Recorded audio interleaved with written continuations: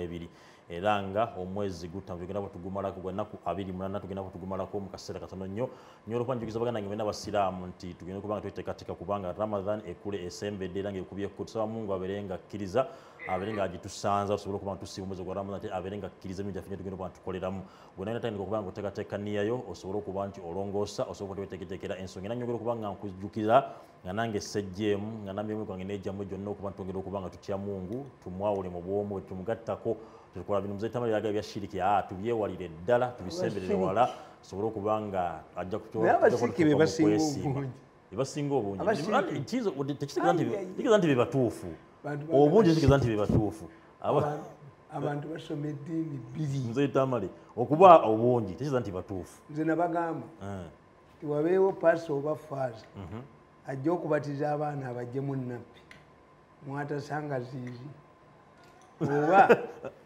ajja okubatiza abaana asooka bajjanga mu nnabbi tulabe bwatasangemu tugale omuzikiti oba ekkanisa oba ekereziya tukebere bwalitiza abasajja mujjeko essaati atalina musale yabaafuluma basigalamu tifaaza agenda okusoma misa okusoma sapule amale kufuuza mu bitanda munda omutali bigali Abafrika basoma eddiini bbiri kale nyongera okuba nti mbajjukiza gwe wenna ali Quest TV era nga nyongera okuba nti nkusomera era nga njagala okuba nti nkubbirako omusawo Nakinku eyakweguka mu kuba nti akozesa eddagala lyaffe ey'emiti ejja wano gye Nakabala era nga akola ku ndwadde ez'enjawulo naye nga asinga okuba nti akola ku ndwadde nga kansa, ulcers, pressure ne sukaali nebibonera ddala bagamba nti pressure tewona, sukaali tewona, kansa tewona agamba nti nedda genda okuba otambula ogobeere ng'ogeza okuba nti okola n'omusawo Dr. Kayonza Herbal Research Clinic asobola okuba nti akujanjabira ddala obeere ng'onera endwadde nga ulcers, endwadde nga pressure, endwadde nga cancer, endwadde nga sukaali zonna okuba nga ziwone kansa wa buli kika asobola okuba nti amukolako mube n'abakyala balina ebizimba abalina asthma asobola okuba nti akujanjabira era nga basobola okuba nti bakebera n'ebyuma ebikugu era n'obeera nga bategeka endwadde eky'obukulu munaku eddagala erikunyeza ddala bantu bangi badde obujulizi ku nsonga eyo era nga bangi bavudde emanyi agatwetolodde nga Burundi, Kenya, Rwanda, Tanzania babeera nga bawonera ddala sukaali nawona ddala naawe agala okuba nti omufuna tagenda kuba nti atembera ddagala togenda kuba nga olisanga nti alitambuza ojja kuba nti omusanga mu maka ge wali ebuloba Kasero kilomita 11 ku Mityana Road era nja kuba osobola okufuna ku nnamba y'essimu eri 0701 877 116 0701 877 116 ye Dr.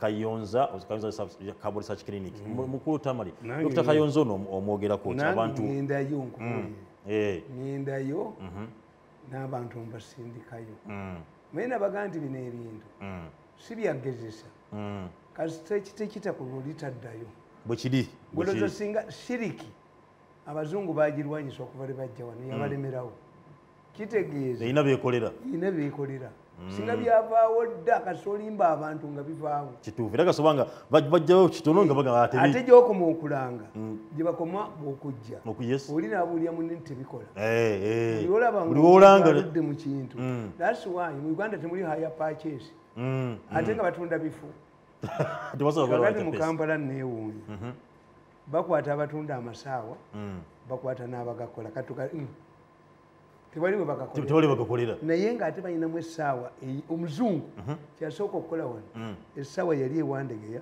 essaawa ya Queen kati bano balina eva ku Jinja Road balina eno naye ate bakwatamu kati owessaawa naye kisaka abantu bamu tebasaana kuwasa mu famire zaabwe nedda kuba kati bwongo okyo abantu abamu alla ayina yali bufe naye bwe yali agaba obwongo waliwo bwe yabuuka kubanga this is logic mwe mwennyini mukkiriza nti essaawa ya Queen weeri Airtel eyingira ate fe wetwali wano myaka gy'ensanvu Britain used to send here an expert for what to do what eyo essaawa ya Queen abeerenga adabya essaawa eyo an antiquity mwagijjawo andi kubuulira Abangereza be bagitona wano tukiyita antiquity ekisabo kyennakivuga antiquity mutani waffe kyakoze n'abakuba abaali bagaa nti talina ssente antiquity tegibwawo antiquity kitegeeza nti kijjukizo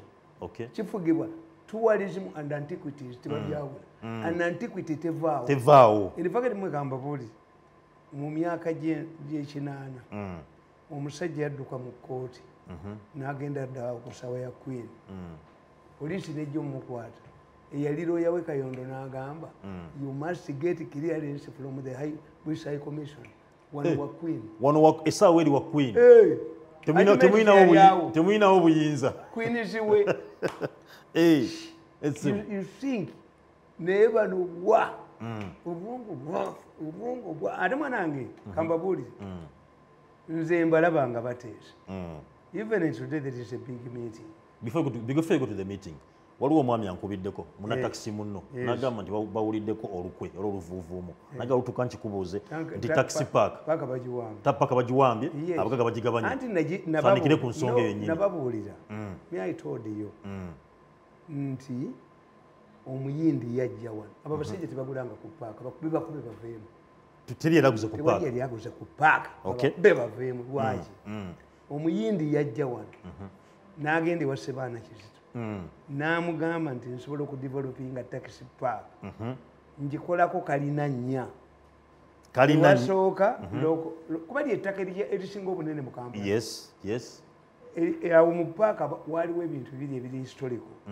Waliwo omuti ogw'eddembe yali square yasooka mu paaka era wansi waliwo omugga gw'amaanyi waliwo ensulo rozirawo. Bino ebizimbe ebiri awo birina historical gundi bbiri.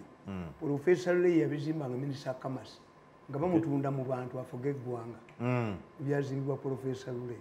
Ekyokubiri pulezidenti bamusalyanga waabwe enviiri ngali munsi Museveni mwennyini atukulembera abaali bagala ekyokubawo nekibalema tebamala kukola risaaki. Kakati omusajja bwajja n'aga nti nze njagala okukola wansi nga lockups ne paaka ne waggulu lockups neyokusatu nga bwe guli bwe gutyo ogundi gwonna wona bwe guli waggulu ngenda kukola kayina endala nnya za parking. You drive your worker in a lift. The lift egitwalayo n'egiparkinga in the evening bagikugirayo and you pay. You drive home. Kakati bwagireeta gundi plan nebeera approved tawulekera akabamuyitanga Seggane.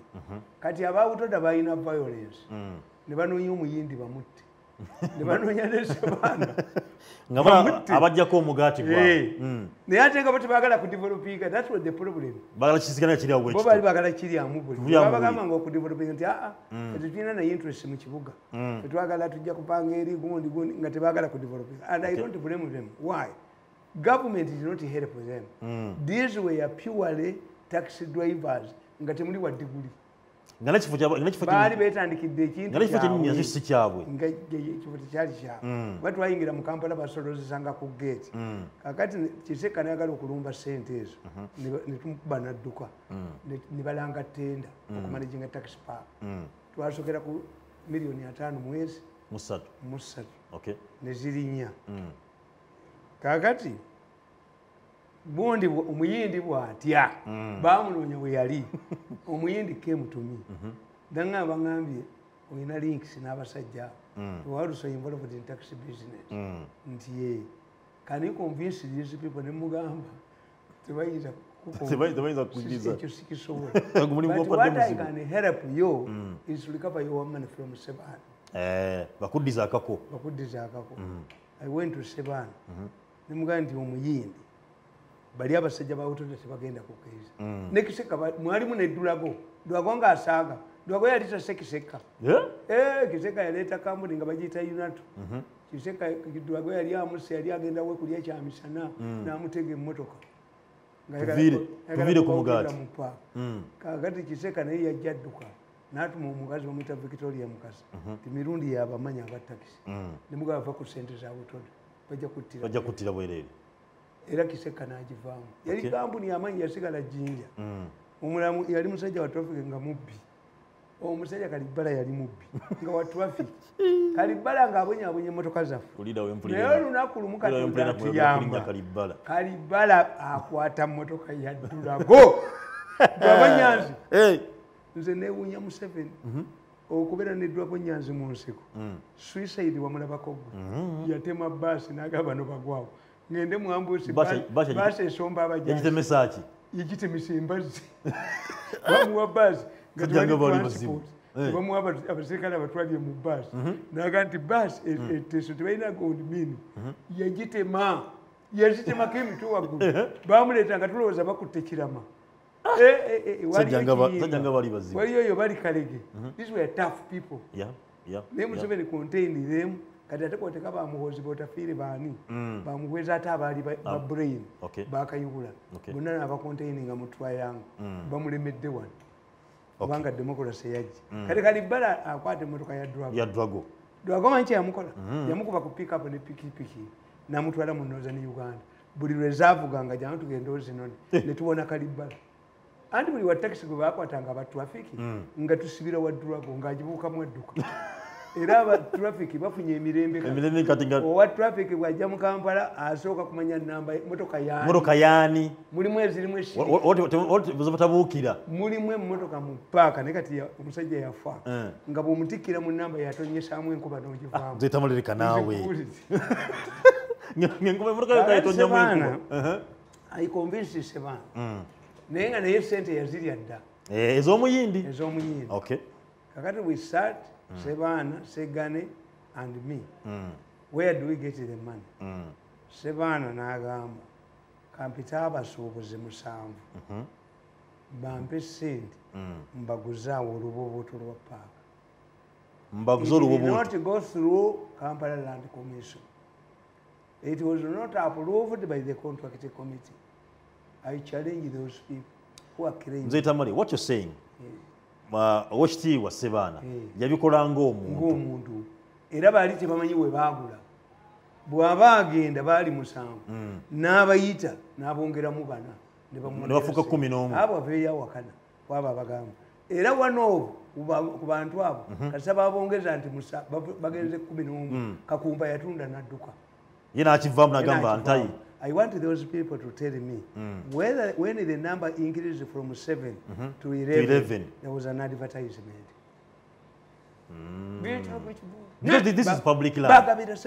Sebaana kumwawe nguzi. Oitaba taxi wanikuba abantu. Kisakabe babirimu. Kati bagala pressurizing Museveni to pay these people.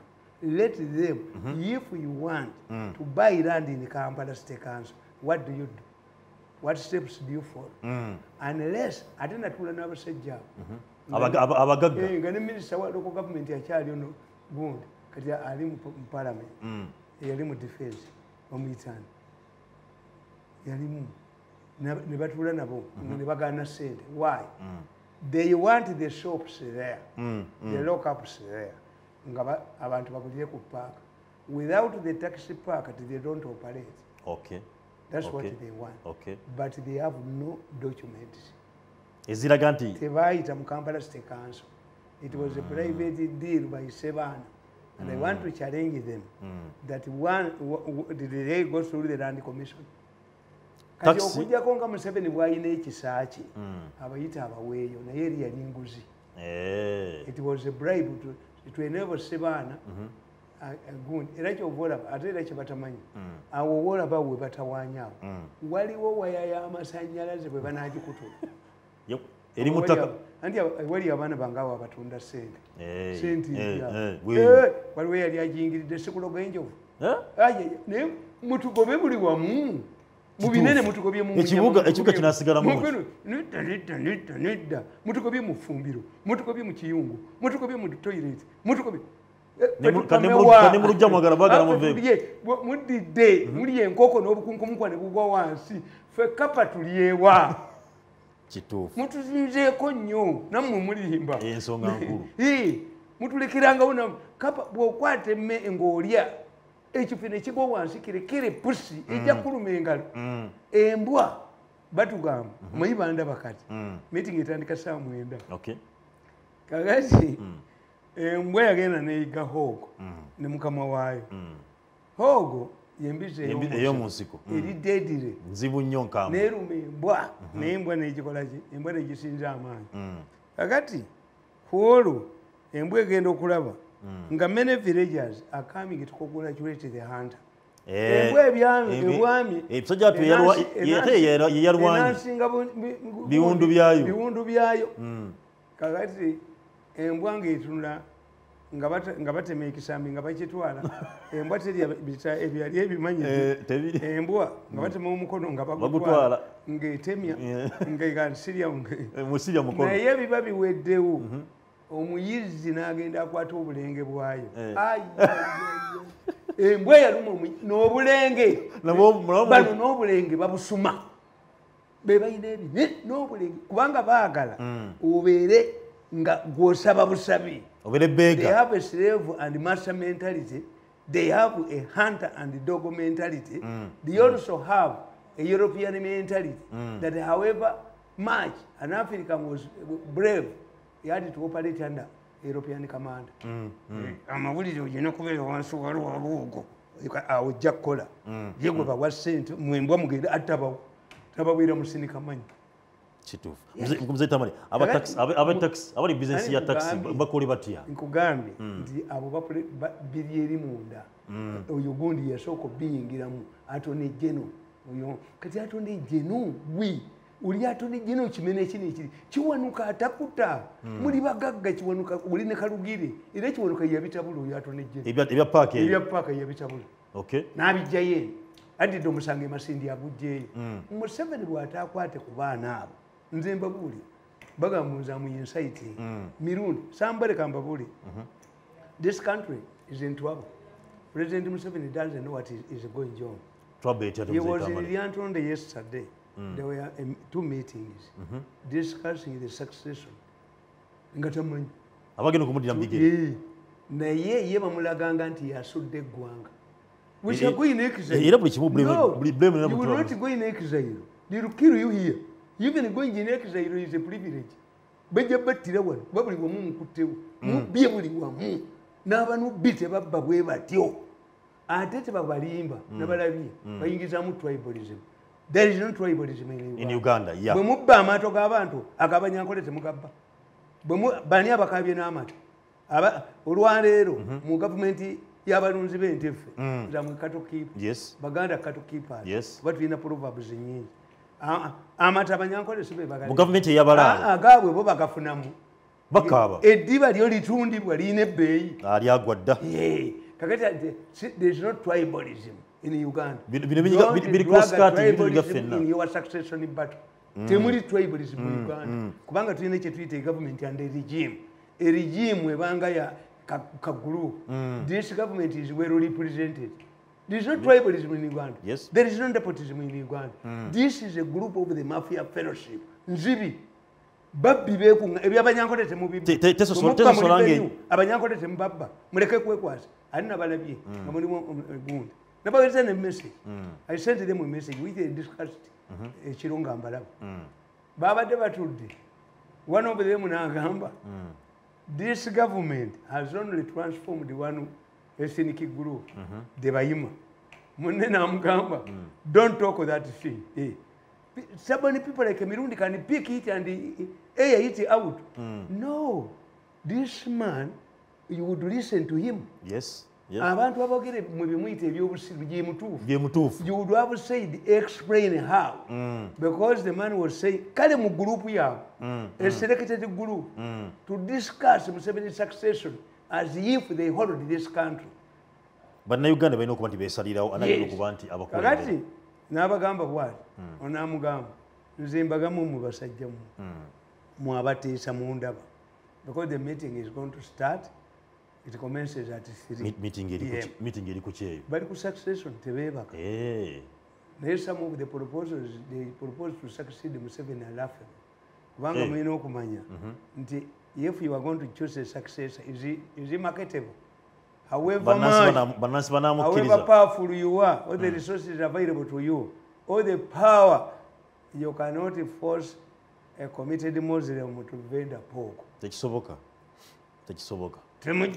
Temujja kakati kaba. First of all, tuyina candidate, a popular candidate.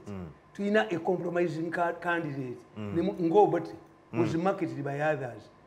Gundi yagamba ono gundi nadiope. Ono omwana wange musoga.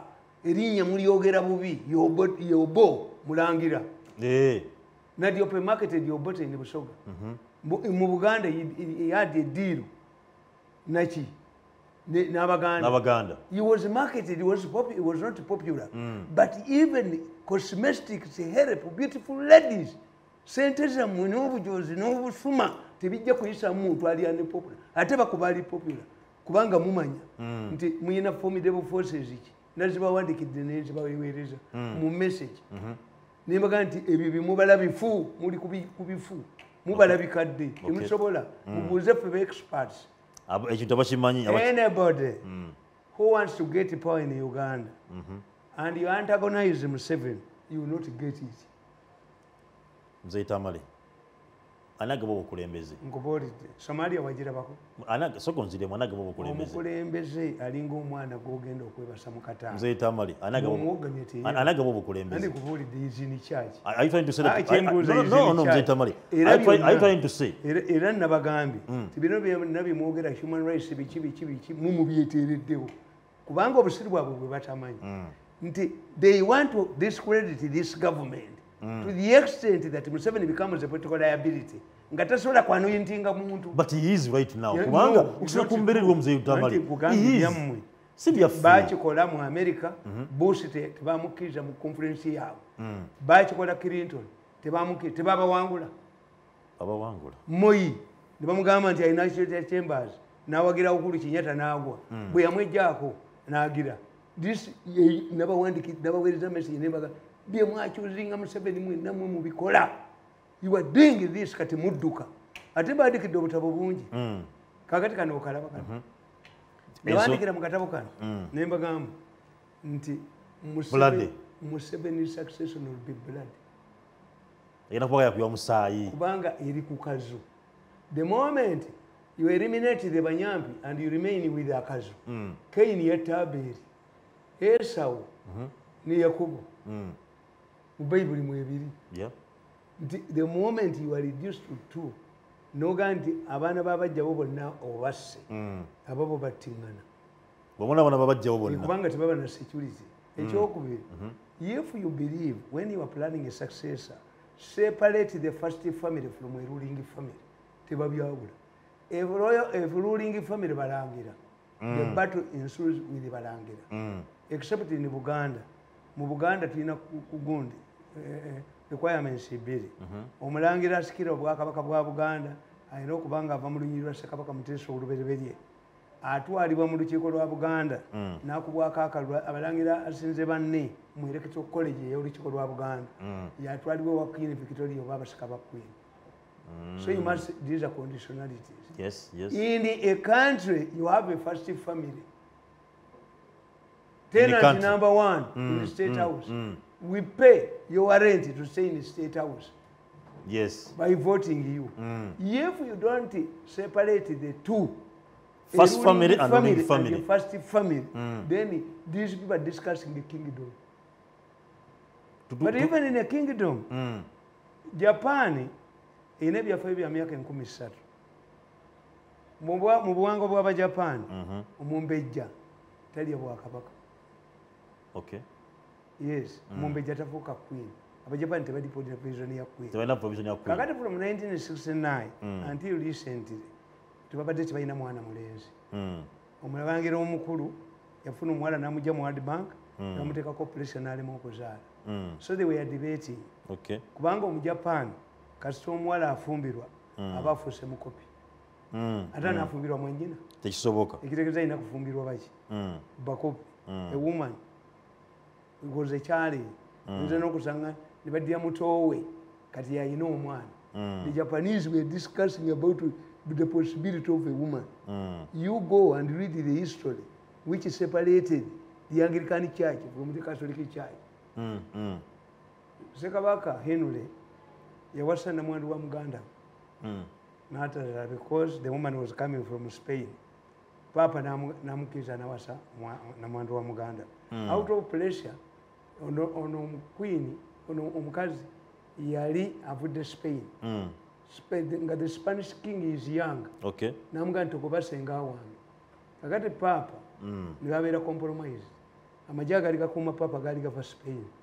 The young man told the Pope, if you don't accept to marry this new king with my aunt, ng'amajje nga kujja ng'okwo. So the Papa compromise. Okay. Kakati, Henry yazaala baana balenzi. A debate ensued. Should you allow the woman? No. The woman is no. That's the what do we do? N'abayita n'ababuuza. N'agamba Papa n'agaana. Sikiddamu. Nakugatta n'ekigo. Abasomi ba Bayibuli ne bajja ne bamugamba. Gwe Katonda akubonereza Henry tugenda kuzaala mwana mulenzi. Why? Bayibuli ekugamba tulabanga ku bwerere bwa mulamu. The woman in the Bible gweta kukkiriza. Oba abasoga bakola bati. Nga muganda ukona kukonya asira nsonga. Nenga jevi. Anti bamuinterpreting. He had to divorce. Okay. So, the question of a woman, gentlemen, the question of a woman in Africa, the question of a woman, South Africa, kazategera nti Teddy May, alidde Clinton yagenda mu America okufuuka nayo nabone bajjayo mukazi Zuma. Did it work out? Ni wano egundi wekiri Tanzania wekiri. Many chauvinism naye yayitidde kugwe. Omanya ba Tanzania kyebakoze. But ono omukazi mugezi. Ye ayagala kulaga ntayina kyalaga. Not to be a Remudaka president. Where you have term limits, the last term of the president become a Remudaka. This woman wants to go, but she knows that when it comes to choose between Chama cha Mapinduzi and her, about the speaker against about the speaker against the opposition. H2. Kakati ono omukazi bajja kutuula bamugambe nti ku lw'obulungi bwa Chama cha Mapinduzi a woman from Zanzibar cannot win in the mainland. In the mainland. Okay. Bw'obeera mu kintu you must understand it. Buli lw'obeera mu kintu oyina okutegeera nti Bishop Odungu teyali bwakadinali naye nga yali muyigirize nnyo. Yava mu bwafaaza ziwa si ya kibishop naye nga teyakulira ba bishop bonna mu Uganda. Naye yennyini akimanya lwaki bakinyimye. You must understand. Nti Museveni bwe yava mu nseko he couldn't be hapo Kategaya as vice. Kategaya yatuukako n'okudiputizing Adibo. He was deputizing second deputy prime minister naye nga babossi be laughable because there was no way these people could take all of the big slots. Okay. Yes, certain things are practical. If you are not a realist, kakati kambasomere bwe basajja mmwe basomere tuwulire meeting esandika saa mwenda tugende ku birala. Okay. Nja kusomera party endala ku lwokubiri. Kalabo kano nakawandiika ng'ennaku z'omwezi kuba nali mulwadde nga ngenda kufa. When you read this book, mulimu bye nateekamu nga mmanyi nti abo siriddamu kubalabako. But I was honest. Nakati weekali. Nakawandiika dde offered on Wednesday, the 1st January 2020. Completed at my residence at Zanu. I'm recovering from a poison attack I suffered 2 weeks ago. I didn't know that I was going to recover. Okay. Nabagamba abali mu meeting. This is for you. Omusajja omuziba wambwa yagenda bamulagule n'alaba engo n'alinnya ku kibanyi. Omusajja n'omuziba n'agamba nti ndagula abali hansi abali gulu kuwulira kubanga embwa yali waggulu ku kibanyi ng'alagula engo. Mbabuulira mmwe n'abala bawulire. Nakugamba how first ladies undermine the success. Okay. Nkugamba the challenge with the women is that they live longer than their husbands. This may be because they go into marriages at a very younger age compared to their husbands. The second reason is because men are deployed in risky situations which put their chances of survival and to live a long life in danger. This partly explains why the widows are many. They are more than widowers. However, unless a man remarries and gets care from a new woman, he lives a short life after the first wife's demise. In Uganda's case, it is up to the population to decide how succession will happen. But we cannot allow the growth of power and influence of the mafia gang who have already positioned themselves to grab power if we risk this.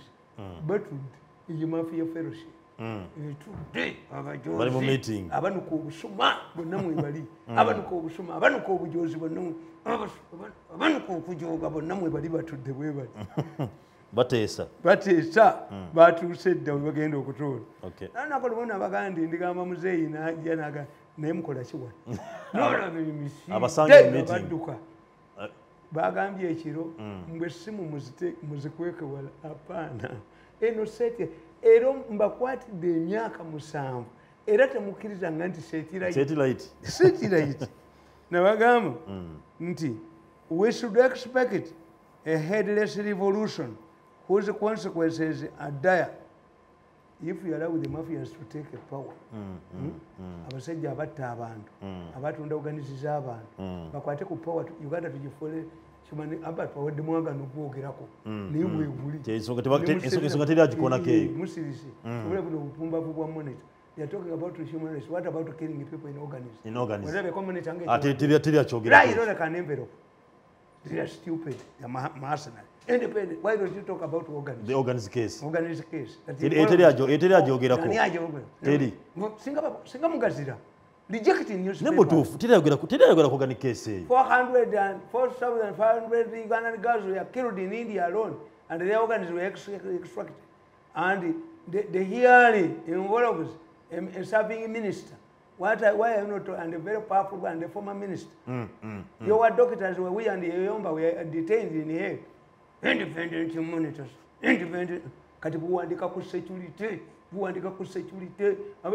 Jogwa kubienga abajasi amini awambye ne bukuba busirusiru bwako na babugula sente paid up story. If you have corruption, why do you continue?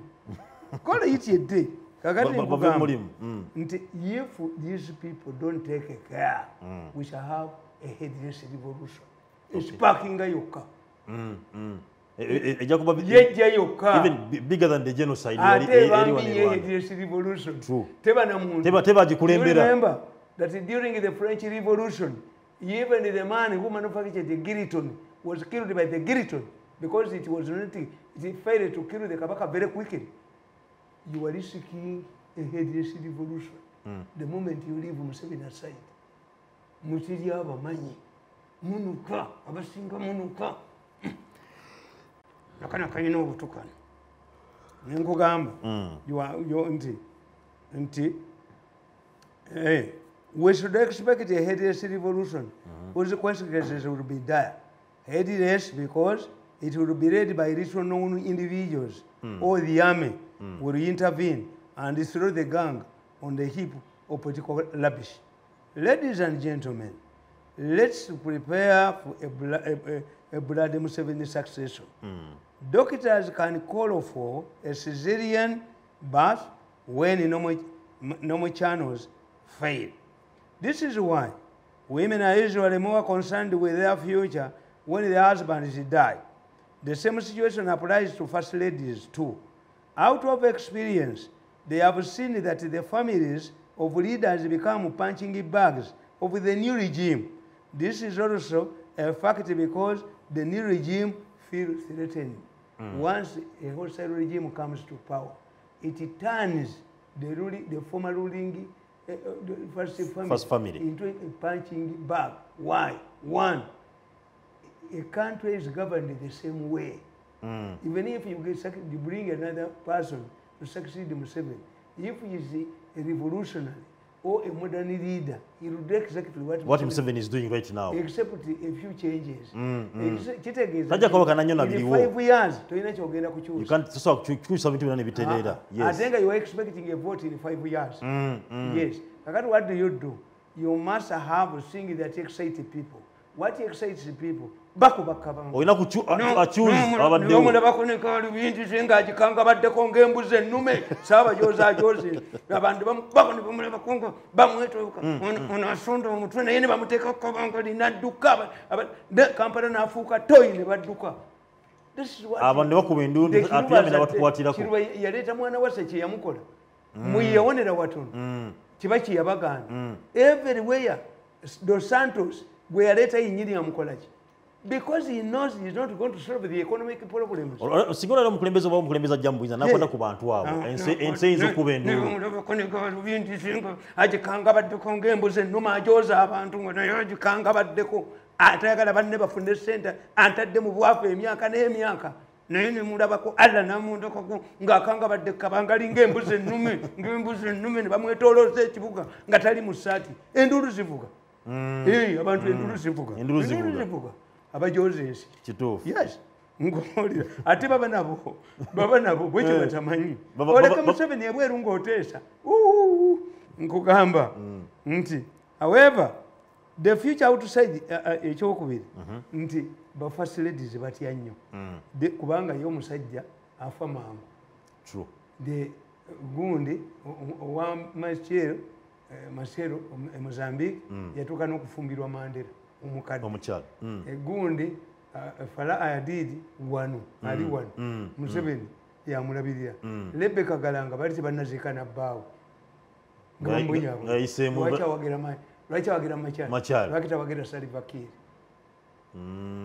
yes Habyarimana aziwido yalagawa Kenya owamini Madina izalegidi yafumbirwako ne Mobutu yaddukako naye wano nga mutuufu tebiri bulungi so people must utegeera abaganda baganja atafanga mukaye kitaawe bwotafanga nnyoko to reach boss mukaye kitaawe n'ennyoko nega however mukaze nawe yali alemedde mu State House bali kibazimbanga ku nju ngaye tamanyi nezina wayinza okuva mu buyinza ng'amanyi awalina okubeera muka Mao Zedong gang of four.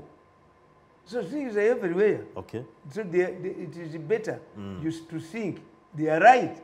Mukazi obu akubuuza nga nti bw'ofiira wano ndekedde ki abata kusera no it is a blessing realize abakuzukusa bwongo yes because they live longer than you ebiseera ebisinga kiba kituufu Mirundi died 20 years ago 20 something my mother is mukadde akyaliwo akyali mulamu yes kituufu I have my brothers who died in the 80s HIV the widows have brought up their children bwe bali bakyaliwo so a woman to be concerned by we have future kakati queen husband aliwo ayi yagenda kakati nkugamba however the future outside the State House is unpredictable this fear makes the first ladies to become inward looking or make political blunders for example in Rwanda Agasa Habyarimana Agasa longly believed that by antagonizing the Hutus from the South Rwanda with those from Northern Rwanda could help her choose a successor, ended up breaking the unity among the Hutus. The Hutus chased away the Tutsis. Agasa, as Habyarimana was egging, Agasa started antagonizing. And as a result, the northerner, those who came from the south, the moderate Hutus, now terms came. Other PF stormed the Ruhengeri prison when I was with them. The Vajayo, Major Rizinde, all of these Southern Gund. The Kanyalengues are deflated. Yes, the Southern Rwanda. Nga was Gund, Agasa ina mwanyina, nga mwanyina wa amani. Habyarimana namugoba maje. Yamusanga kumukolo ng'ekimaka. Nga ataddeko naganja ate gwe wakomawo nti maama yankuza nangamba nkomawo n'okoma Habyarimana yalina mukwano gwe nnyo namugamba naye omukazi we agenda kunzita munyongeza security era baamutta Agasa divided the Hutus who had the revolution of the Hutus in the 50s was killed by Agasa because of her fears that she could install a wound nenkugamba when the RPF invaded Rwanda and the war broke out, the Southerners, you call it the moderates, who had been discouraged against the discouraged by Baba Social. On the first Gund, after the revolution, Rwanda, nga Hutu is divided according to the ratio of the population. 15% Tutsi, 85% Hutu. University. The army, civil service in Gabwiri. English was no time. 15% to 85%. 15% you share even the identical Jemuite in Dangamu, even the communities to identify that this is a Tutsi. Got a Charlie Changu. Okay. Kagatibano. But they tried. The Tutsis tried 3 times from Burundi to topple Rwanda. At one time, every Hutu family provided your one. Kuruno ngagaza amazo batemamu. The moderates joined the RPF. They saw RPF as a ravage. Wiringiman, the woman, the prime minister, Wiringiman, who was killed with the 10 Belgian prosecutors. Yali conference mu Arusha. Habyarimana namugamba, Agasa, you go to Kigali and collect this. Mu conference. Peace talks. Agasa naimira namugamba, Habyarimana, I'm not your wife. Uluna yameze. Amwa babatema. Bali abakutu batema. Batema baneno. Because Agasa had divided the Hutus. And these Hutus that had been discriminated against joined the RPF. Yes, they joined the RPF as a ravage. They saw Kumakati. Yeah, they preferred the Tutsis to Agathas. And never returned to Okuvuma Habyarimana. Bamgant Habyarimana Mulera. Omulera ati mwe mukimanyi. Omulera ye mwana azaliddwa omuhutu mu Mukiga ye Mulera. Omulera. Omwana azaliddwa mu Mukiga. N'omuhutu. Ye Mulera. Omulera si busiru nga laba omulera ono. Mulaba omulera ono nedda. Omwana azaliddwa omuhutu. Omukiga n'omuhutu. Ye Mulera. Okay. Yes. Kati nkugamba nti when RPF invaded Rwanda and what broke out, the Southerners who had been discriminated against joined the RPF en masse, thinking that they had trimmed the wings of Habyarimana and Agasa. RPF would counter Agasa's arrogance. The RPF egenda kubayambako etuyambye kwagasa emutemekebwa watiro etuyambye kwagasa ne bagamba ti omusajja bw'aba akuba mukazi we waka omukazi n'afunayo amubira ku mwenge najja nga atiirika musaayi ayinza n'omuwa kaboozi bandikuba mukyala wange ewaka n'enfeesa gye linkonkona engumu asanyuka nnyo omukyala ayinza n'omuwa kaboozi. The Hutus who had joined the RPF were dropped by one twagira Mungu Alexis Kanyalenge twagira Mungu Alexis Kanyalenge chairman baliwa where they agati nkuga omuntu taba awuto kimubuze kinaddirira bwaba anyigirizibwa omuntu anyigirizibwa. The issue was to get a person who can trim the wings of Agasa Habyarimana. Waliwo abanyigirizibwa essaawa zineeno balina omuntu anava kuba nti akwata kwa abanyigirizibwa bamwegatteko until they lost power and Agasa died following a miserable life in exile in Rwanda. In Malawi mwabatudde abateesa. You were watching me mbalaba wano meeting egenda kutandika ssaawa 9 naye mbalaba they have started arriving. Nabaweereza message ne bagiteesaako ekiro kale nagibaweereza ssaawa 4 era zino ssaawa munda kumpi ziweze mbalaba batuuze. But the understanding that you are discussing without involving Museveni, it is going to suffer again. Ono munnammwe yabagambiddewo omusajja yabagambye nti kyemukoze kyokka mu Uganda is to transform the Tutsi nga naye the Bahima nga naye atudde nabo ne bamukuba nedda muleka abyogere mufunye n'omukisa abyogere kubanga kambabuuli singa mmwe muli sensitive. Nalaba riots za Buganda natya nnyo. The only Muganda they attacked was my mother. The only Muganda riots zonna Muganda riots.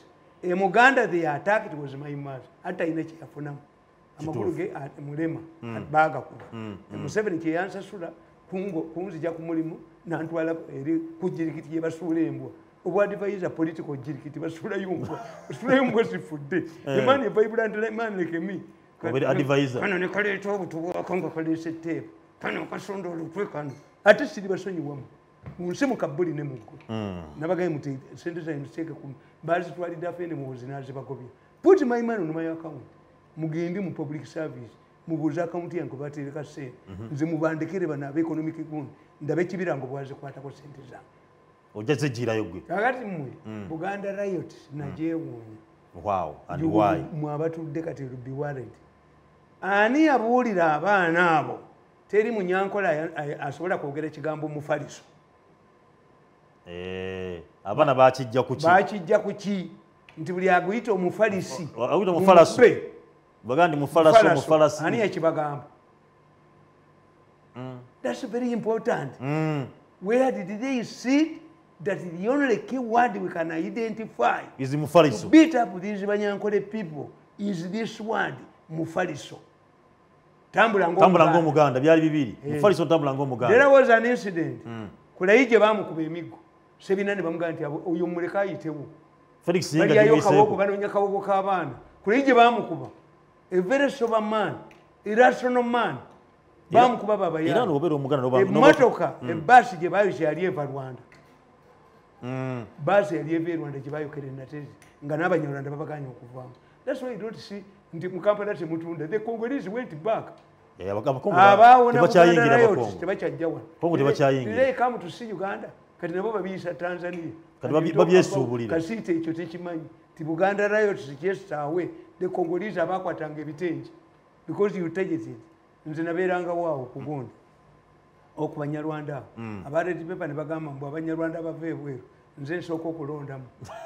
Songa nabeeranga wagenda kukola mu programu yange wali ku meto wabinyi waliwo ng'olonda mu nnaku zino sikyagenda nayo kubanga nsirikinge programu ey'ekiro ng'amafuta nze ngeegulira nga nkolera ki kibanja kya kitange kyennunula I have to gundi to live naye neewuunya the only Muganda that was attacked was my mother. Why? To support Museveni.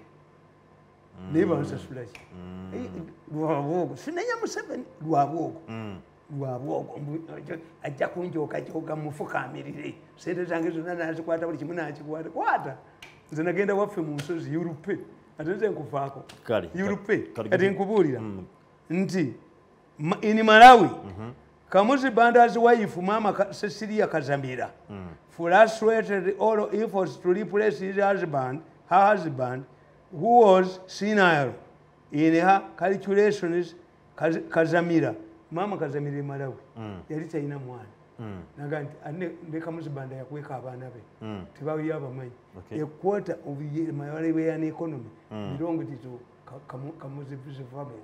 Mama Kazamira yagaana baatula mu kibiina ne bagamba Kamuzi Banda isinayo tajja kunoonya Mama Kazamira yenga alowooza tajja kozesa sente ze ayitemu esinairo akole ki Bakiri Muluzi yamukuba ekyo women kugamba nti Banda's wife Mama Cecilia Kazamira frustrated all efforts to replace her husband who was senile. In her calculations, Kazamira believed that Banda was going to win an election despite his ill health, since he had kept peasants in fear for 2 decades. Unknown to Kazamira, the political dispensation had drastically changed, and it was an era of a multi-party system which did not favor her senile husband. The people of Malawi voted alongside regional lines, and a little known Bakiri Muluzi, hailing from a more populous region, defeated Dr. Banda. Banda was only lucky that the people he had persecuted, including Chakufa, Chehana, did not threaten his power, and Muluzi did not revenge. However, the phobia for succession in the first ladies is real. Yes, but yeah. Kati mutesa succession. Motoka mubawe motoka, muwa former prime ministers in motoka, muwa former vice president in motoka. Do you talk about the first lady? Tedi amwogerako. Have future. Yagenda kuyimirira wa. Have future. Ndi Madina Amin afudde oba yanoonya n'ebintu bya bba ne batuuka n'ogamba baba w'amasimu bakube kale Mukamini talina wasege was stupid. Amini yagaba amaduuka n'atawa mukazi we yali wa kisiraani. Have no sympathies for you. Kituufu. Yes. Oba Amini yagaba n'agabira n'atakuwa lwaki ye mukazi we teyamuwa. But this we talk good. Rebecca twagenda ku independence nga Rebecca bamutuuzizza eri muzeeyi agamba president nga takyaliwo. Rebecca is a general and Galanga was a general. Why is it that Rebecca has decided to join the Macha? One, she is born in the wound. Tava Mubadinka. Mudinka naye azalibwa mubali. That's how galanga careful to this issue. Okay. But Salva Kiir has no role for Rebecca. Ne mutabani wa Rebecca talina Salva Kiir. Fwe mu Baganda tuyina gundi n'abagereka ne Namasole. Namasole ye nyina wa Kabaka. In fact Kabaka bw'amala okuwasa takkiriza n'agenda wa nnyina atumayo butumi. Andi Kabaka yakyusa emiziro bwemba mu omugwagwa n'amuvumbagira. So limelight oba ogikoze eki oba ogijeewo kakati mmwe ke munaddemu abatudde bendaba mmwe ne mubeera tekena nti mwe mulowooza nti kingdom no the person you choose must subject herself oba himself ku population kituufu naffe aboogezi sisobola you cannot give me an amount of money to vendor a pig when I know that the pig cannot sell in Butambala. I will be beaten up by Muslims. Mukyusanga mutudde mujjemu olususuuto mujjemu okulagirwa mujjemu obujozi mujjemu obusuma. Be focused on the body politic of the country and the history of Africa and Uganda. Kale nebaza mwenda batugobera Quest TV nange muteese kubya mbagaliza olukuŋŋaana olulungi nsanyukira omukulu Professor nkwagaliza olukuŋŋaana olulungi naye Professor yatukoze bubi. He is a very intelligent man who is respected but tasalawo tatayimirira pendulamu yetagala kunyiiza muntu avoids by explaining I believe this is and this is no be decisive. Yagambye Professor yagambye abantu bonna mu Uganda basiru tebasobola kulizoninga. No Professor, you are wrong. These people are not fools but they are pretenders and very dangerous. Kakati fatola bafu Abaganda Abaganda twakulya mu brutal kings. Omuganda akugeya nga tutegeera ayinza okugamba why ebyo tubiwulidde banageya nkoona omanyi kyekitegeeza omuganda okuga nti banageya nti mumulinde agende yayogedde bya busiru naye mumulinde tujja kumwanukula ng'akoze tovaawo katudde omukulu Moses okuva Mogadishu Somalia nkwebaza wamu ne Kizza wali Nasa nawe bali kuba nti kwoli Adrian Masimbi we bali kuba naye kwoli nabo nabena bakumire Quest TV mbasaba mwongere okuba nti mbitambula naffe era nga mwekumireko temba tugenda ku nation ekyokubiri batumira ensonga waliwo omukulu yampeza odi yaabwe ngamba waliwo ensonga eziri ebuvumeeyo si nnungi katukomewo nakyo katono nnyo barakatu natera nkomye mu kyaffe ekyokubiri nga nkomawo nga nkwanjulira ekyokunywa kino Jane Herbal Tea Drink ekyokunywa kibeera nga kikuweeza kikumalako stress noba nga okkakkana abagala okuba nti naawe obeera n'amaanyi mu kusambagala Jane Herbal Tea esobola okuba ngikozesa mwe abagala okuba nti mulongoosa emimiro aboogeraayogera ennyo era naawe ayagala okuba ogamba nti nno simanya hangover na biki osobola okuba nti okifuna kya nusu abantu bano baagala ebyobwereere okayina mu motoka bagala weko n'ekyo olukumi temugula bana nusu lukumi lokka nusu lukumi genda ku maduka wona woli nawulidde kolanga nange bw'okampaako genda okagule nusu ziri kumi zokka zodi okafuna musumakide mu maduka gonna ag'enjawulo kakolebwa Jane kakola Jane HST limited wali kyabatema yantonde osobola ofuna kantu kanene eranga osobola ofuna ku namba z'essimu nawulidde kolanga 0761 38 20 46 0761 38 20 46 oba 0705 20 81 48 0705 20 81 48 Jane Herbal Tea Drink. Rauna batakosa sukari wala kale sugar free na usobola okuba nti okefunira mutoka onagnya nusu lukumi lwokka akakolanga kasangibwawa kantandike n'akako abasajja bayira ngoba mu kibuga wakotte bwati akola nze nesinga bwe ngoba mu kibuga nze nakulesenga ngoba mu kibuga mbumwe sente omuse na day waka mtwala ngoba mu kibuga bayina phrases obugambo gabote batusinga obugambo go amanyiza gwe bakuleetera yaka natambudde abamenye n'okulya emmere nakusongako oba ofuluma saba tukubanja emitwalo 5 gyaki n'ababadde wano bali ngani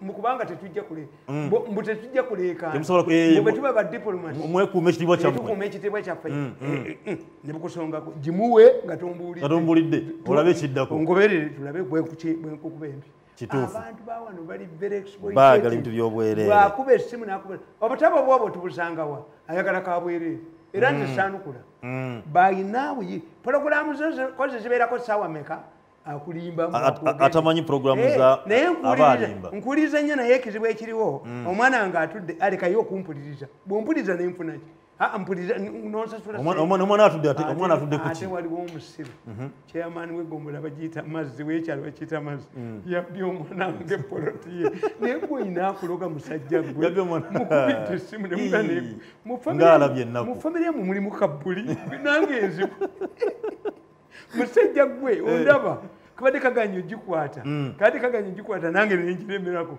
nekakuba mwenye obubbi obwo kachairman akomugenda kauna nga adoption yesi mutani wange bamudire sente ze kubanga kagitunda emirundi eki naye mu busibe emyaka mingi because a chairman of an area that's your jurisdiction you must know waliwo abava eno ne batunda eno kati ate abo muzeeyi taboogerako ye muzeeyi yayogera ku Buganda Land Board the most dangerous group ye raketi obufere obulimu abalamuzi n'abapoliisi nti bayiwa n'amayinja poloti eri awo ey'obwereere n'ayiwamu amayinja mumugende mu kkooti agula omulamuzi erifu 3 ng'oyingira ate mwana nge muti okutta zikidde engunya kuti bati okutta okutta kwa mukama ogenda kamiza omusu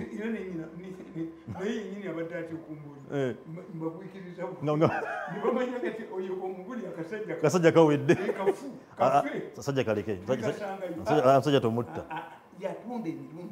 akomyewo sente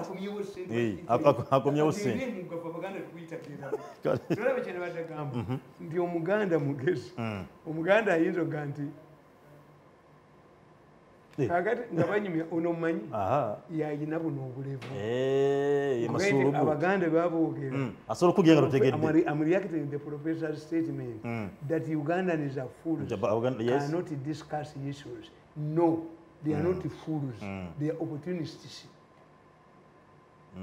What's the difference? Nti bwe baba bagenda ewa pulezidenti babagamba temubuusa omusajja Museveni tekyagala kulya bizibu byammwe Sebe waffe walungi esente zatuuka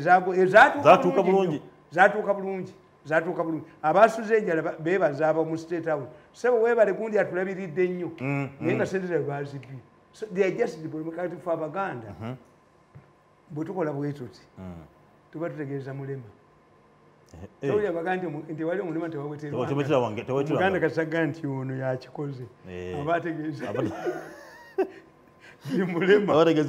mulema abategeeza masulubu ate kino kirala nakino kirala kakati omuganda omunnabuddu ali very diplomatic when a Muganda comes to a drinking place ku Tondo bw'amala okunywa omwenge ng'aga nti gulimu akantu there's something in your beer takwogera when a customer comes and says it is enkenku is sweet you fail to mix the water and the juice the banana juice so you produce a tasty good bagiyita nkenku is bad kakati ali bwagaliza enkenku didn't I say it sakyogere nti mulimu akantu guno baguyisizaawa nga mulungi nva kukyogera wano mulimu akantu tayawudde ali double aged kakati ye professor tamanyi nti obwavu obuliwo most of your people they are not fools the professors are not fools but the professors must make themselves fools to access food jobs kyova olaba bano nti eyo gundi gyoyogerako ayiranga somebody ayiranga the permanent secretary minister of works nemugaa you don't know me and I don't know you but don't panic I'm a human being I want to help you I've got the information that the people you sacked in Uganda Airlines are still getting their salaries. Is it true? Omanyi badira mutabani wange ne bamufeeding ebyobusiru mugamba first ask soko nonyereze kwogerako boba manyi ye muto iringizimi olumu ekintu nga abidde kuba bamutegeera nti agenda ayogera ebyobusiru sayira mugayi toyogera wait for lindako omusajja ampadde explanation Nangamba nti Uganda Airlines, they have their internal rules. One, if you are suspended, you remain on suspension for 1 month until you get your full salary. You are suspended? Yes, that is the essence.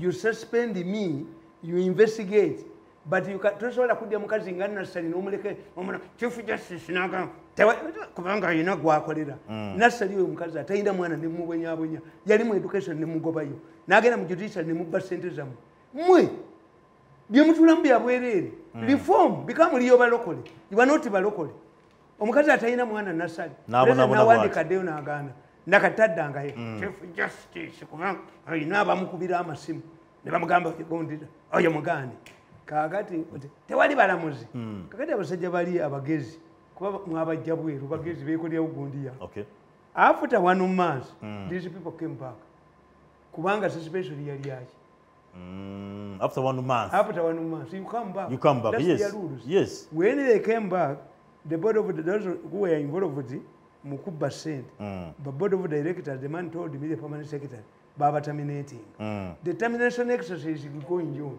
naye omusajja muganda why do I ring you people what you don't know exposing government scandals is intended to incite the population against the government it is a strategy in the media discrediting Museveni is a strategy in the media so that Museveni whoever he anoints in the future because the question will be should we extend Museveni's administration ya brutality?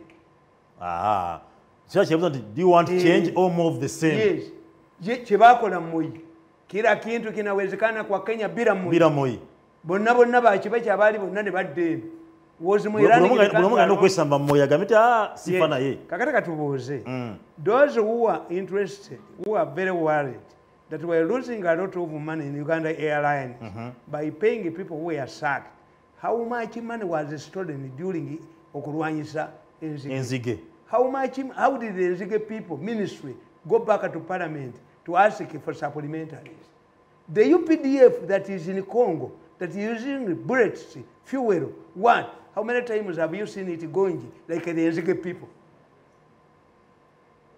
Why don't you talk about the Enzige people?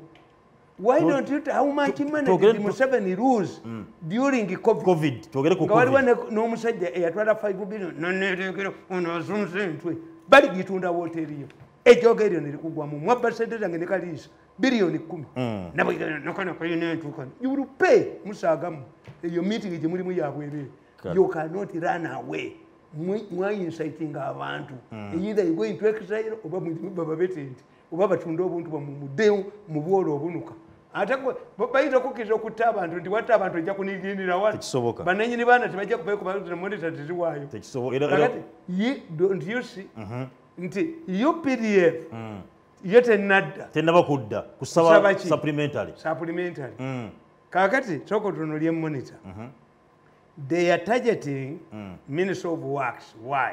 Katumba Wamala. Any person they are perceived nti Museveni asobola omusupporting n'amusikira is targeted by monitor. The army is targeted, Minister of Transport is targeted. Ebyabo tebabyogerako otegeera mangu gye biva. Talking about the army. Laba. Kakati eno story ogiraba. Ogiraba? Diamonds. Forever. Yes, Pranda findings. This case has been handled. Yes, a case here. Case here. Why should the monitor concentrate on Uganda, not Rwanda? Not only. What if Uganda plundered the Congo? What about Zimbabwe, Angola, and Rwanda? And Rwanda, they also plundered. Kati ono umuleeterachi. By the time with the Kisangani battle, how old was Mugozi? Naye musajja mmuli ate njabba banyo paka lumunakaga. Kanunja musajja mwi kanunja kaga. Ngenda kusaba producer wange ompe akagundi yako. Talking about the UPDF. Dinda. Teina tewali kintu na kimu kikwata kuki. Kikwata daba bakumyewo. jo bataddemu ekifaananyi kya Idi Amin ng'abantu bamu what is sparking a military coup details yes by the topic to Tuesday no Tuesday wali wabuwa sente nammwe babattiremu Tuesday yo teri ku we are going to talk about that Tuesday muhoze can be topped by a soldier a soldier himself if a rabid dog can bite and kill its master can a civilian handle it? A civilian who is giving you money, he thinks that he is more popular in the army, the regular army and the special forces. Meeting. This story originated from this meeting with the mafias to make the country panic. Military expert.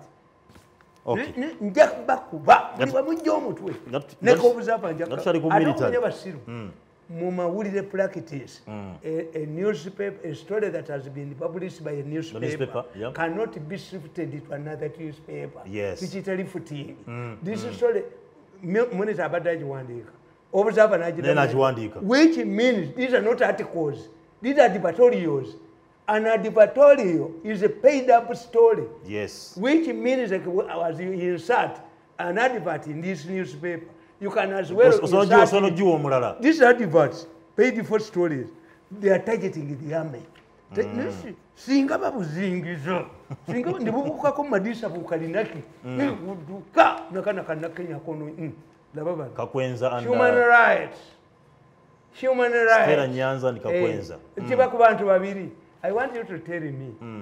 If Muhozi is brutal, that Muhozi is responsible for these human rights. You people monitor who cannot write a paragraph about the organic case. Why don't you shut up? Why don't you respect Ugandans and stop properly and close the paper? Tomorrow I challenge you. Write about organisms. The real people. If Muhozi is behind the brutality they are talking and about. The tortures, yeah. Kubanga this is the intention. Implicated. Tell me, Parliament summoned the former ISO boss. There was a lot of complaints about safe houses. Did the end of the survivors see Muhozi in those safe houses? Parents monitor. Sema onyamanza. Sema monitor editor. We mkubwa wa monitor. Sema onyamanza. Did you see Muhozi? Did any witness tell us that the climax of torturing people at Nalufenya, Muhozi went there? Sema onyamanza. Mkubwa wa monitor. Sema onyamanza. Ngenda kuba kubira obusajja bono.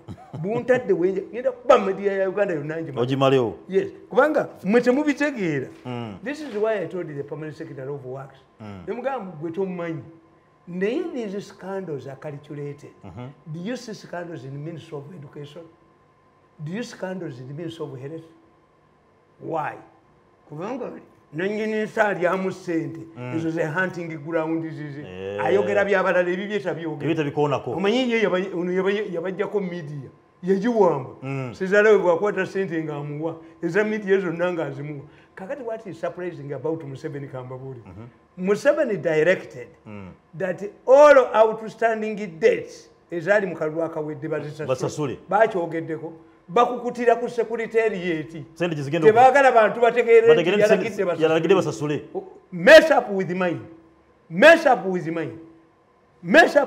kale na ulitembo bagala zibba wali yataddeyo company endala naki bongere mess teri atunda butabo bwange bwennyini mujja kujola mushara mukwate kubaganireyo let somebody tamper with my money and see mujja kulaba engumi bweto ko nzitamika tugende mu producer mpa audio yako sente z'abantu then tulabe ensonga nzita wali this is money yatulize mutulire let the president issue a statement nabusai issue a statement that the president Museveni has directed that all outstanding debts must be cleared. Abantu bategere baga displaying eno ga displaying baga displaying yani abanja mujja ku secretariat mukebera amabanja eriyo mweri naye basitise babyogerera mu nzikiza sente baziyole badduke era Museveni yaddemu asasule ne bulediyo mu kyalo bomubanja kale producer mpa gondi eyo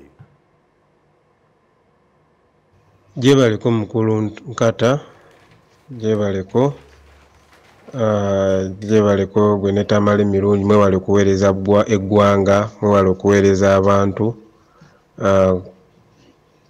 mwebale nnyo ne STV yonna yonna kuweereza abantu ku programu Embuga, mwebale nnyo. Kati nze ndi student nkola mateeka, naye mbaddeko eyo Buvuma Islands weeks nga 2 nga ndi ku research wange, naye waliyo ebintu bye nalaba eyo mu Highland eyo nga bitiisa.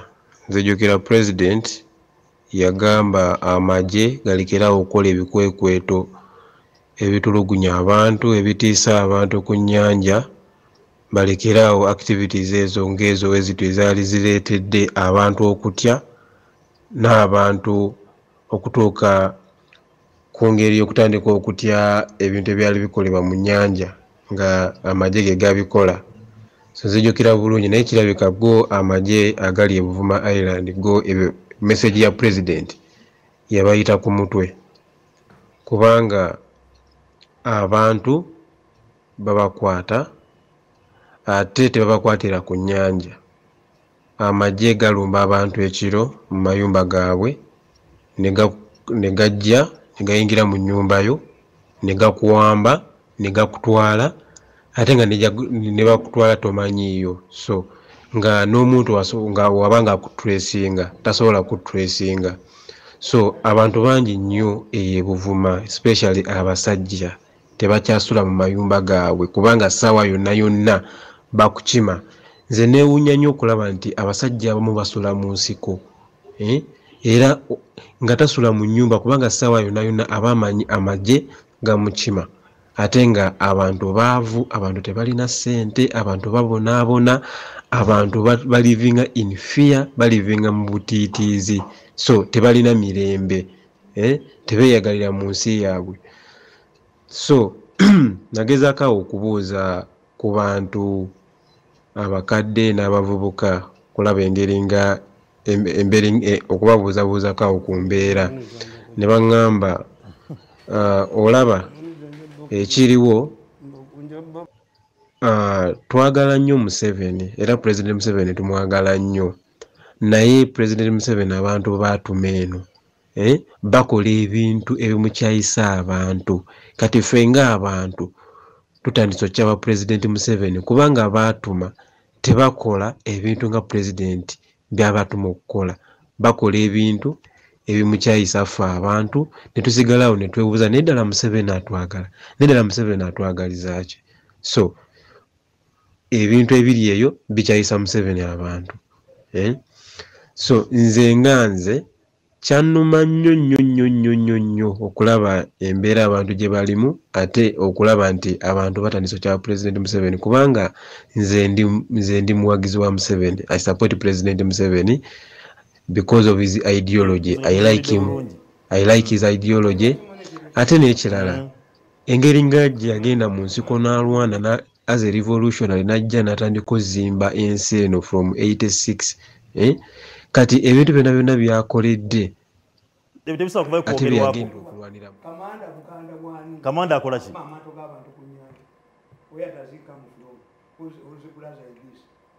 Tetumanyi tebyogeddwako.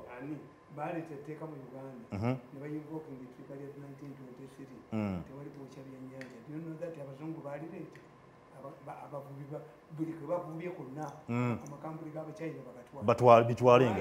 Why don't we see monitor writing about the exploitation of sugarcane farmers in Busoga? Mukubwa wa monitor sema unyamanza. Embeera erimu abantu wansi tebagyogerako.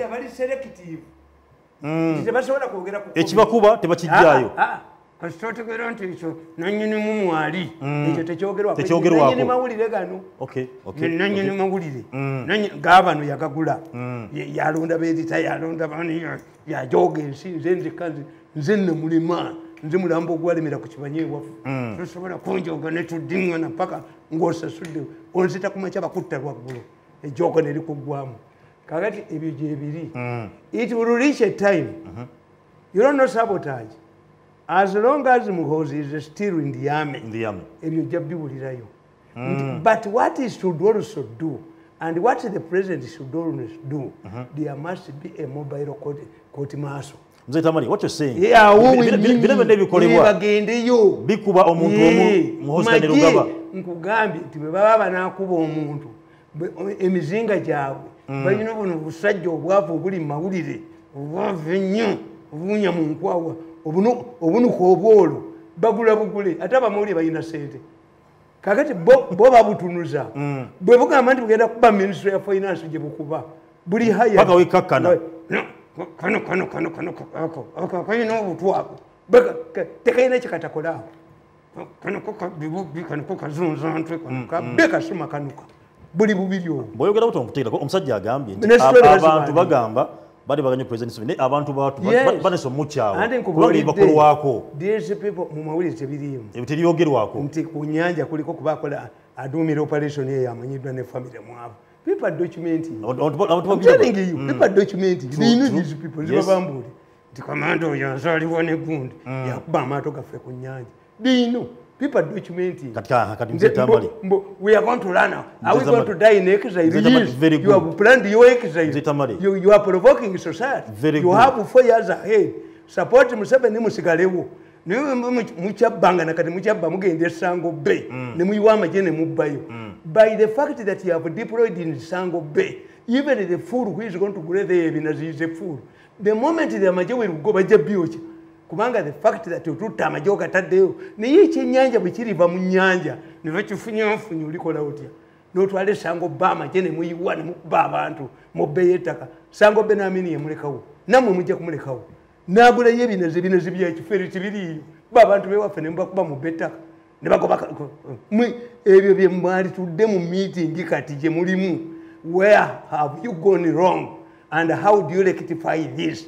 Abantu ba Uganda kasookyusa bakuvaako kakoza mutala ni akyamunoonya tewali yifu kakoza mutala daisi today Uganda is harmonium kituufu namwe muve ku stage change Mzee Tamale Mzee Tamale issue eno nti president Museveni ateekewo mobile nga yali abajasi we bakoledde ekintu bajje bagendewo kubanga this is political Zine Museveni amaje gamulemye amaje ganyagamunyezi in fact amajegire mu mmoto amaje gano genyini kuto road block simanyi baba bi ku road block amaje genyini yogera stage mu ba masasi be mukute ku road block ezali amaje yogera I've seen it here galina omukuru ndi amaje standby generator block ruddawa nkugaye nti kati mulimu na kirizo ole kyembeta owamaje abeera kirizo ole kyendeta kwambala uniform kirizo kyendeta uliza kyendeta mulimu standby generator gwogamba nti magalo kuba nti mumuteekateeka jje ave yambe ku bantu ali mu maje ensonga zinene eziri ebuvuma azikoleka ayogereko n'amaje for once tumulabeko nti abambe bannansi ekyebuvuma kirimu ani bamwogere nannyini nsadduke amakampuni agatwala empuuta ennuni y'empuuta ne mukuba abavubi ne mbajjako empuuta yabwe mwe mukasa amakampuni agatwala empuuta gaani tebagamanyi n'ekyo nakyo kyetaaga abantu kugenda gira abantu amakampuni agatwala empuuta bagamanyi abaganda bagamba nti oba asera ekiro bamulaba diyino ate mwe muyina omuntu omulala gwe mukkiriza okuvuba monopolism bw'oleeta baasi nga butudde evaawo monopolism pulezidenti n'agamba nti mugende mulonde mu butale mulonde by February tukwago yaga mbeteke ilironda tiliruddawo tiwaliyo etteeka bali kwako bateekamu abantu babwe abatigomya abantu tebayinza bajjamu election will usher in new leaders. Answer is that Museveni's directive is not implemented. The ministers are high. But Lukwago yawa gundi amaje. Bano bakisako n'ekisako yo nonyenyo. Singa Museveni yakuleka ku sekwe. Oyo nonyenyo kisaka. Lukwago yawa kushaba amaje. Tunenya wabwere. Eroje kubasanga munga bwe bali munda mwe bali. Be babaleeta. Because if you talk about Lukwago, si yawa kushaba amaje. Toto walo mujala ina amaje. Katale ko wino. Omukulembeze mukyalo alina amaje gamukuuma. Alina padi kwabo yagamuwa. Ati padi kwa lwalide nazikanyugira abantu. Yalina ba minister bana abatwali obukadde buli lunaku. Najoga ensi yonna. Bobe kukumye gwebati. Otabule na. Ne Kampala mu mutabule. Ngatugenda okumaliriza. Mukute. Ngatugenda okumazira. Omuganda akugati tunga koze waavubye. Tudeo ku nsonga yaavubye. Bye sente ezimala. Kakati fellowship Instead of thinking that Museveni is a liability, you are the liability. And people want Museveni to sort you, not you to... Any candidate you sponsor, tujja muwagira, tujja bakuba bukuya ate munatukolaki. Mulabewe muduka, a coward gets worse than he fears to get. Mzee Tamale, for once tuwa tusaba jeno mihosika njogaba. Ave alongose nyumba ye. Arwanire ku bantu b'ebufuma. Omusajja kyagambi. Omusajja agenti gano majaga kuuma president. He is a fene muhoze command of Uganda. Special Forces. Land Forces. Ye wa Land Forces. Special Forces erimu n'engineer. Olaba mwogerako. But that's not the issue. Okay. The issue could be mulimu aba bayingira mu kubanga they read at night. Yes, abantu babashima mayumba. But donning iki bamali bero byamaje. Yes. Kirimi ngono bwa kiriminga ndi muhozi yanto kyalinga. Najja nandabako ne musemwayi. Ne ate hedi wa semwayi bwe bamwadde okubeera mu police. Embozo monitor ate yetezamuwandiseeko. Who should yes, monitor tawandika kandiko. Kwa awandika kandiho, then it will recognize yani muhozi. This one is hearsay. But this man says, I was tortured by same one. Who is the commander of same one? Monitor does not talk about it. Okay. He was later transferred to Makindi. Who commands Makindi? Military police. Monitor does not go there. Popular Katuambala can never sajjamu. Katu bold popular mwetu Munam abawa sente. Kategere nti naffe tutegeera. I will continue exposing. Ate waliwo kano kanamba lujega. Kobuzava kanamba lujega. Mulimu omusajja wandika nga akaaba n'amaziga. Werase kobuzava. Mulimu columnist yawandika kwegabulabira ddala ennaku ye yennyini nga obwavu bwennyini obwolo bumuluma ali mu lupapula ateekamu ennaku ye bw'ati. Muggalewo. Close the papers. If they cannot break even, break the papers. Buno bwabwino bwagambi. Bwayogedde nani? Bwayogedde n'egundi. Bwayogedde nani? No, gundi. Ali enziro musiramu yani. Jamiru Mukulu. Bwayogedde ne Jamiru Mukulu n'abubuulira. Museveni alina empologoma eziri abantu. Kati Jamiru Mukulu nedda mu buyuli. Mubwetike n'empale zaabwe.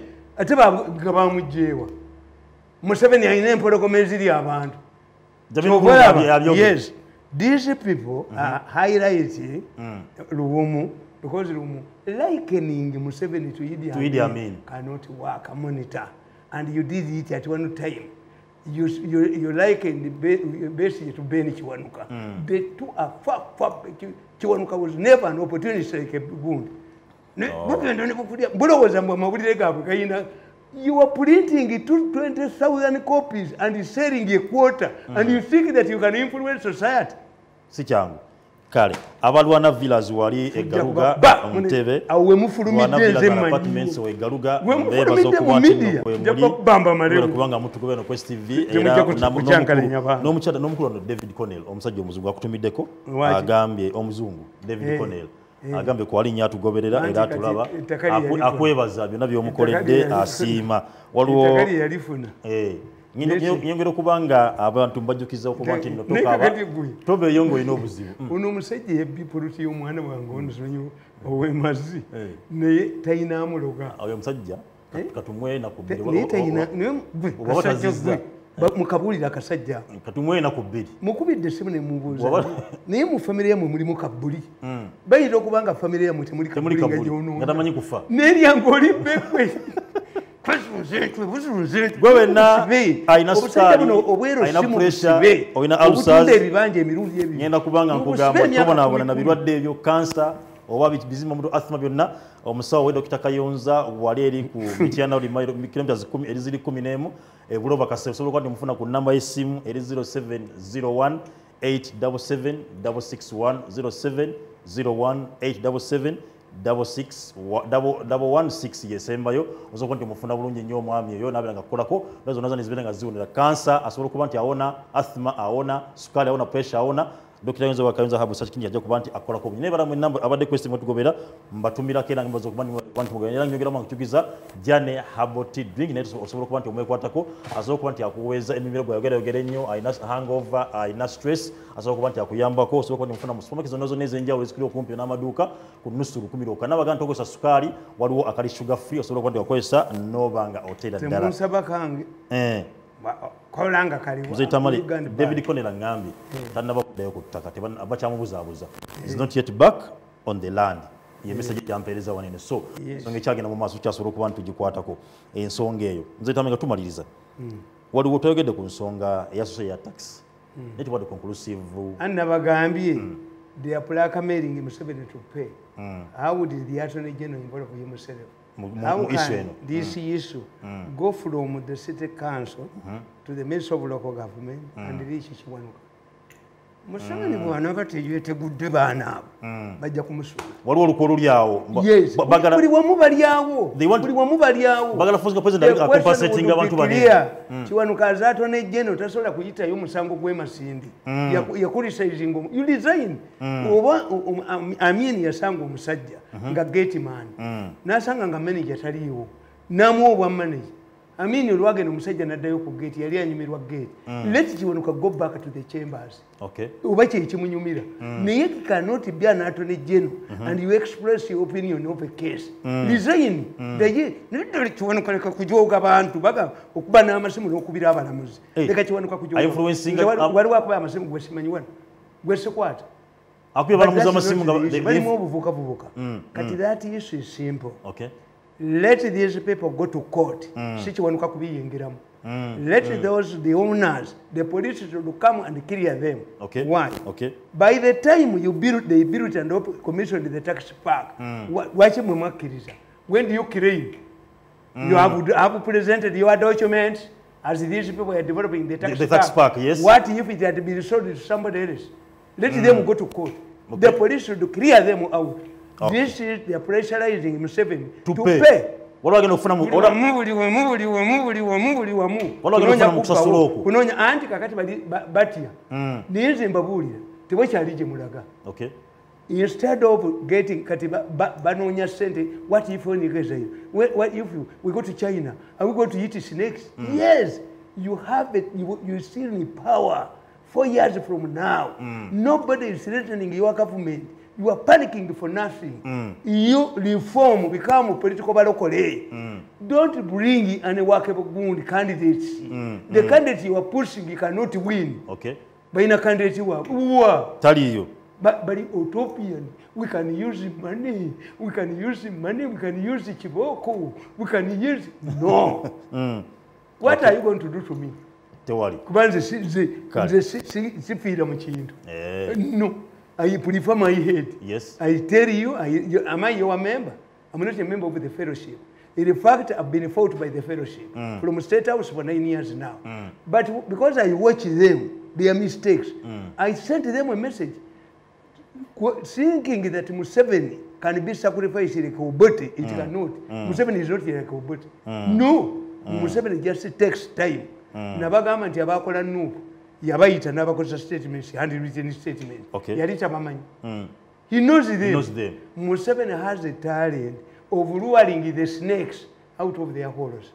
Bwe mubanga mu maje mulimu abayingiddemu abalumba ekintu ekiro mu uniform abatandise okumountaininga road blocks. Kakati kyenkubuuza nti okujjako nga bwe mbagandire Museveni anneema asiba empologoma mu muntu omwimbwa n'emulema kuba kati abatizi ba bbomu baweddewo bakirazi baweddewo bakira se baba kwa kasita katumba wamala kasita omubbi akuba ekiyinja olugenerator gula irani zaabwe ababta abakazi n'abeexposing n'amasimu gaabwe njaga kuleeta ku lwokubiri some telephone numbers still active yeje emirambo gye battanga mwagikebera mulabo obuganizo mweziri tewali yakebera lwabini dani for ogani gundi this when baakwata omusajja Katongole ne basajja mwembe ewuunyi waliwo omusajja Katongole wamuwulira ow'Entebbe Katongole ow'Entebbe yali musajja nga muvubi n'atereka ennuuni ye ey'empuuta ye yasooka ozitegeera loole ennamba ewuwe baamuteekako yiri munati nti yatta abakazi bakaleke nabbe egundi ye lole namba stowa yemputa bagimalawo ne bamutwala mu banka n'asayininga sente. I helped that man ng'abantu be bamuvunaana nabo tabamanyi nabo tebamumanyi. I went to Kigo to fight for that man. Naye sebo abagenge Yesu be yawonya nabalaze akatabo kenda wandika nga sudirwa sika mutebile naye abo bonnono ono yabadde abagamba obutampa ssente yanteekako njaka kubira akatambi olwomukaga nja kuba akatambire muzeeyi akawulire. How this man imposed an economic embargo on me and my family. Sikira kubantu sikogenda kubamba erekereza bali balungi bali kuba kaserikale n'okama nafuka kapoloni abangu liba tusikona na kuba mwanda we yazenga olugosi nemfuka kapoloni assalamu alaykum ne mwabya nafuka